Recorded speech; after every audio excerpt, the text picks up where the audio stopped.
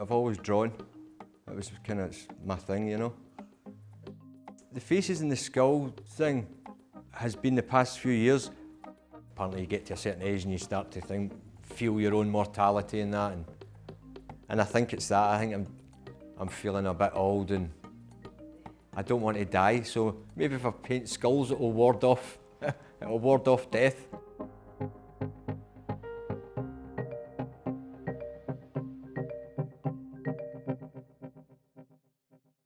At nursery school I was sort of taken to the side by the headmistress, and she would kind of give me a wee bit of extra attention and give me like special pens that she never gave to everybody, and let me draw and sit and amuse myself. Maybe amused her as well, I don't know, but I remember in secondary school I got a big sheet of paper and caricaturised, if that's the correct term, most of the teachers, and I thought I would maybe get in trouble for it, but it turns out the teachers were all passing it about the staff room, and you know, it wasn't a problem.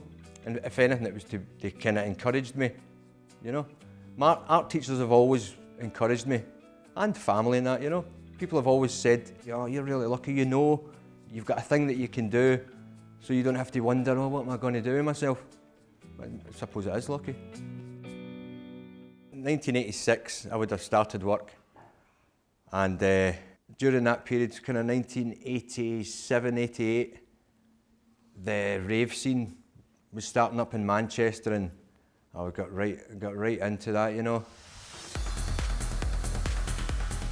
Can't remember any of it. None of it, honestly, nothing.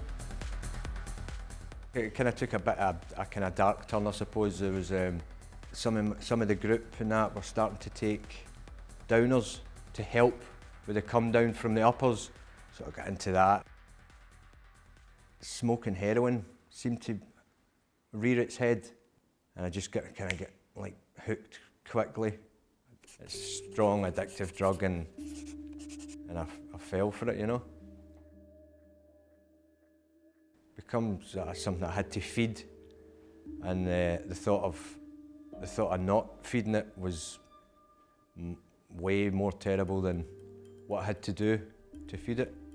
I applied for a job as a fruit and veg delivery driver because I thought, right, it was just a case of filling a van up with stuff, and then I'm kind of free. I've got wheels, I can do my thing, and I did.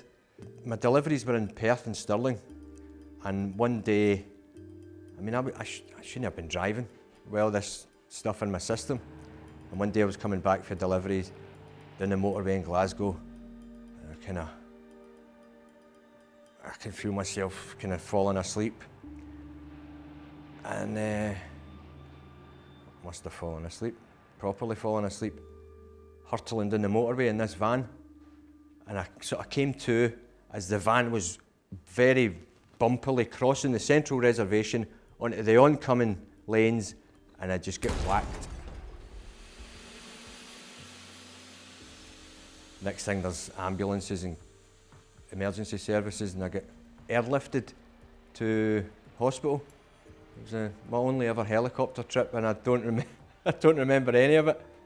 And I woke up in hospital, and I'm thinking, oh man, I'm going to do myself in at some point here. Family sort of fell apart. Well, I was split up for the wife and that, and moved back with my parents. Couldn't be trusted. It doesn't matter how much people love you, they won't put up with you, and they shouldn't put up with it, you know. I found myself with nowhere to go, and I went to the homeless place. What was it called? It was called the Hamish Allen Centre, where you had to go and report and say, look, I don't have anywhere to go, can you help me? It was a funny period. I kind of lived in the city centre. The homeless place was right in the city centre, and all I'd done was sold big issues at Central Station or whatever, scored drugs, took the drugs, just repeat. I knew about methadone among the groups of other users, and there's kind of loads of like, oh, don't take methadone, it's even worse than heroin, and okay, all right then. Are you sure? You know, how can that be? So I went to the doctor and I asked about it, and they started me on a dose, and it must have got to a level. It must have got to a level that I felt okay. I felt physically, I didn't feel the withdrawal symptoms. And I thought, well, maybe I don't have to go and run about so mad.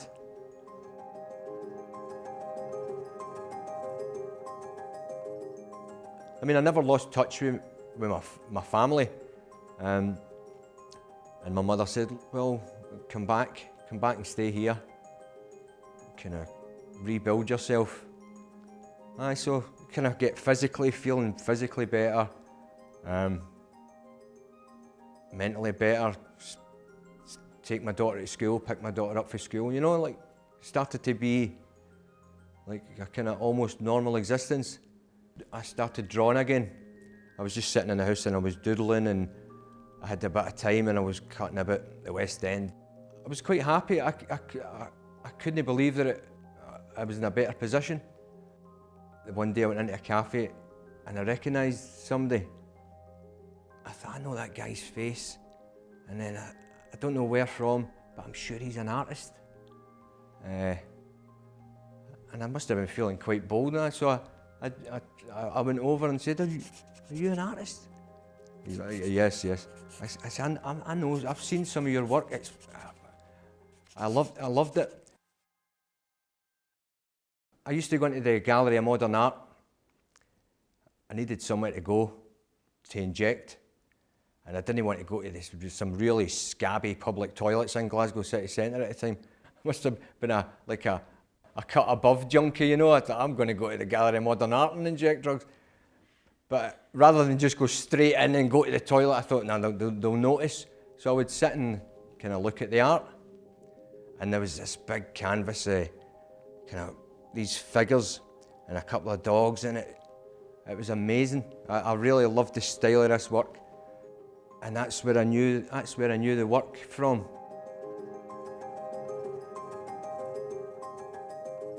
Frank just kind of appeared. I saw him drawing as I walked in. The funny thing was when I glanced at him before he approached me, I could see this kind of glint in his eye at seeing me, and I thought, oh, this, you know, he's either off his rocker or he recognises me. Yeah, we got together and I invited him to the studio, and I think we met up in the cafe in Waterstones, and I saw some of his work on the floor. And the first thing that struck me was how brilliant it was. And you know, even at that first viewing of his work, it was very plain to me that he was easily the best artist I'd seen in a long, long time. I think at the time I'd said that he was the best I'd seen in 10 years, so probably in a lot of ways is the best artist I think that I've seen ever, you know, in some ways, you know. He's got a great talent. Peter said, well, if you want, I've got a studio. If you want to come up to my studio next week or in a couple of days or something, well, maybe we'll have a chat, and I could maybe be doing me a bit of help to run my studio, and while you're there, you can work. Make us a cup of tea, clean a couple of brushes, but you can work. I was on cloud 9. I came out of that cafe, and in my head it was miraculous. I mean, psychologically, my brain chemistry might not have been just so, you know. So in my head, this is God's threw me a lifeline here. No, actually, I think my brain chemistry is quite right at the moment, and I would still say that. It felt miraculous, and it's turned out to be quite miraculous.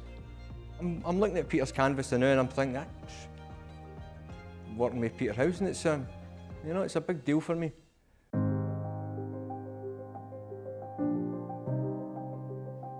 There's always two main parts of this story, and that was the kind of work and the friendship, and it kind of went together very well. Frank's like this kind of beautiful bud that's blossoming into a flower, and The flower it's becoming more and more, you know, his oil paintings are masterful now. He's still got so much to give as well, so, you know, and there was a stage where he might not have been here, he might have been dead, you know, so, I mean, I might have been dead as well, so we're both very lucky. A skull, just a skull in itself, is just a beautiful looking shape. It's got really nice shapes in it, and it's the thing underneath all this. I'd never set out to do a series, it's just I've obviously got an idea stuck in my head about life and death, and these just kind of, this is what I'm left with. I've got it in my head that because of the early years of sort of abusing the body, I've got it in my head that I might not last that long. The mortality rate for men in Glasgow is shocking, you know, and I don't live a healthy life. Well, I certainly didn't live a healthy life. It's healthier, but I mean, I'm not jogging about the streets and eating kale. It sounds like a depressing thing to be focused on death, but I'm going to get philosophical here, but death is life and life is death. It's the same thing, so while I'm not dead, I'm happy not to be dead. The death thing reminds me that I'm happy to be alive.